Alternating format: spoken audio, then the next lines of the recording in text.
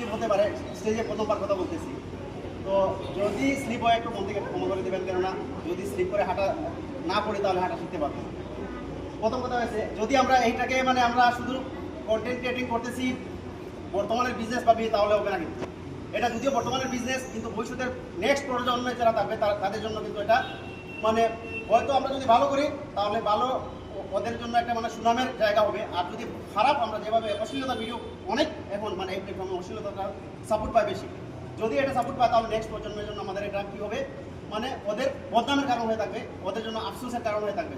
তো সবাই আমরা একত্রিত হয়েছি যাতে, এখানে আমি এই জন্য এটা বলতেছি, সবাই যাতে আমরা অশ্লীলতা যেটা এটাকে ত্যাগ করে একটু স্কিপ করে যদি যাই তাহলে একবার, দুবার, তিনবার, 5বার ভিডিও করবে অশ্লীলতা ভিডিও। যদি 5বার আমরা স্কিপ করি, 6 নম্বর বার আমার সামনে কিন্তু এই ভিডিওটা আসবে না। এইভাবে যদি হয় তাহলে কিন্তু অশ্লীলতা ভিডিও আর করার কেউ সাহস পাবে না। যদি আমরা ভালো কিছু করি, ভালো থেকেও আমরা ইনকাম পাচ্ছি, অল্প অল্প ইনকাম পাচ্ছি। আমি 2017 থেকে কাজ করতেছি, এখন পর্যন্ত আমার 3টা আইডি নিয়ে, অনেকটা আইডি কিন্তু খারাপ করে ফেলেছি, আর 3টা আইডি নিয়ে এখন কাজ করতেছি। 3টা আইডি থেকে মাশাআল্লাহ আমি ইনকাম পাচ্ছি।